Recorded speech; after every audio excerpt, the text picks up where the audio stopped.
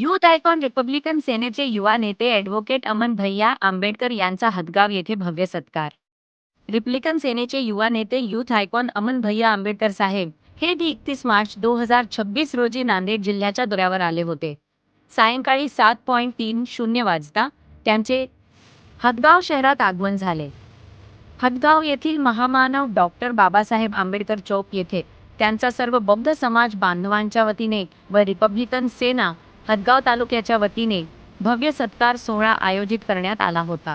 यावेळेस उपस्थित सर्व बौद्ध बांधव, रिपब्लिकन सेनेचे सर्व पदाधिकारी, समता सैनिक दलातील सर्व बांधव, भारतीय बौद्ध महासभा शाखा हदगावची पदाधिकारी उपस्थित होते। त्यानंतर अमन भैया आंबेडकर यांच्या हस्ते हदगाव तालुक्यातील तळेगाव येथे रिपब्लिकन सेनेच्या शाखा बोर्डाचे अनावरण करण्यात आले।